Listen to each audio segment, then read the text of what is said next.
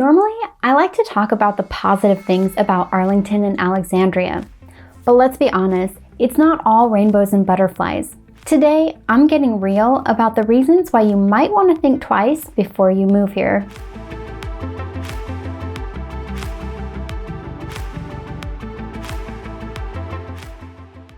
Something that you've probably already heard about is the traffic. Traffic in the Northern Virginia and just generally DC area is pretty horrible. Rush hours around here run from about 6 a.m. until nearly 10 a.m. in the mornings, and then from about 2 p.m. until 7 p.m. in the evenings. When you really think about it, that's kind of the majority of the day. Unless you have a job that has more flexible hours where you can start before or after those windows, or you're lucky enough to be going against the normal flow of traffic, you're probably going to get stuck in it to some degree. Even then, traffic can pile up for no apparent reason at any given time. You might be wondering why the traffic is so bad.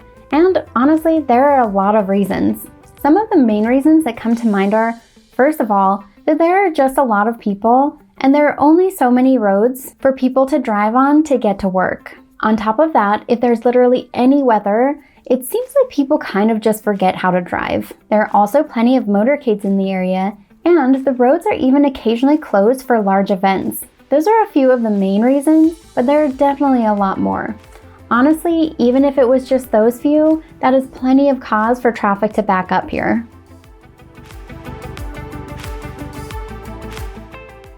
Another topic that usually comes up when talking about reasons not to move to Arlington and Alexandria is the cost of living. Just to be transparent, the entire DC region is pretty expensive. There are not many places that you can go around here where you won't be spending more than you would in most of the rest of the country. That said, Arlington is actually one of the most expensive places to live in the area, and Alexandria is a little cheaper, but not by much.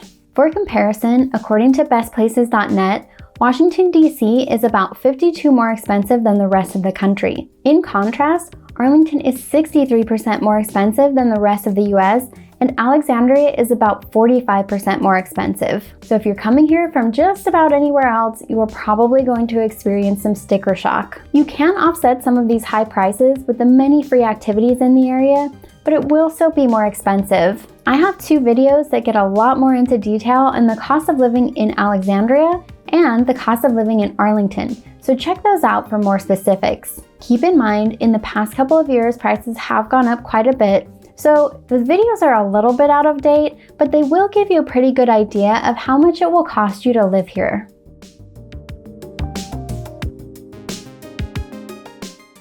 I mentioned earlier how bad traffic gets when the weather is bad, but honestly, weather is its own whole category of why you might not want to move here. We do have 4 seasons, but realistically, only 2 of those seasons are really times when you would be excited about being outside. Unless you just happen to love lava temperatures or you really love cold and rainy weather. Okay, I was just kidding. It's not as hot as lava, but it does sometimes feel that way. Let me give you an idea of what I mean. In summer, the temperature in Northern Virginia doesn't usually top 84 degrees Fahrenheit, but you also have to keep in mind that we do have a lot of humidity here, which makes it feel a lot warmer than it actually is on the thermometer. When you factor in humidity, an 84-degree day can feel like anywhere from between 84 degrees to 90+ degrees.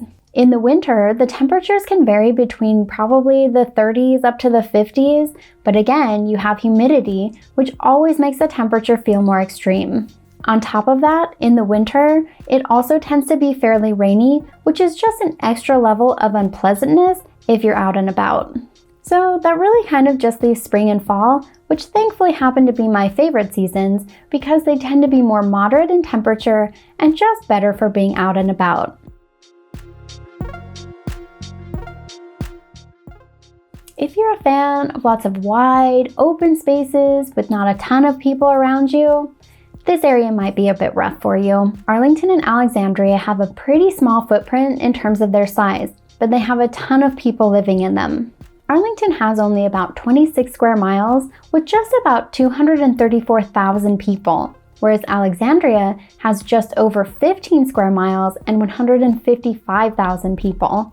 That means the buildings are generally pretty compact and they're pretty compacted together. A big portion of the people that you'll encounter are going to be locals, But on top of the locals, you have tourists, you have visiting professionals, you have visiting students. So basically what I'm trying to say here is that there are a ton of people running around in very small spaces. You start to get a little more space to work with as you move further out from Arlington and Alexandria, but at the same time, you have to go pretty far out before you start seeing that more open and spacious kind of setting. This next one is kind of up in the air as to whether it's a pro or a con. Honestly, it could be both at the same time. What I'm referring to is that this area tends to attract a lot of really ambitious, really driven people who are super focused on career advancement. It's not a bad thing at all. It's more that if you're looking for people who are kind of laid back about their work, it just may be a little harder to find that around here compared to some other locations. This is likely due to the area being a hub for a lot of different industries, as well as the headquarters for multiple government agencies.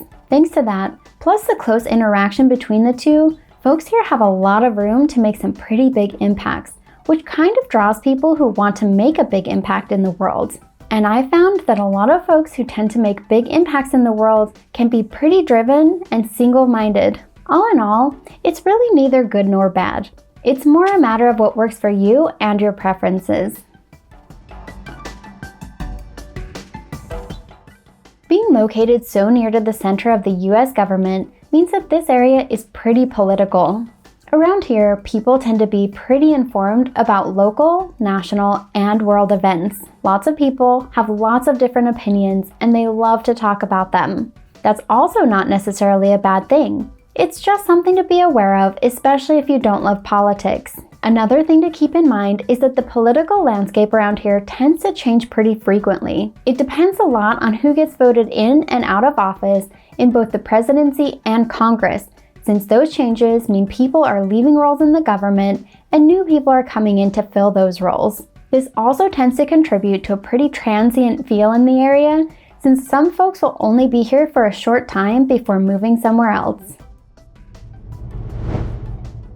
Even though we've covered some things that aren't super cool about the area, there are also a lot of really good things.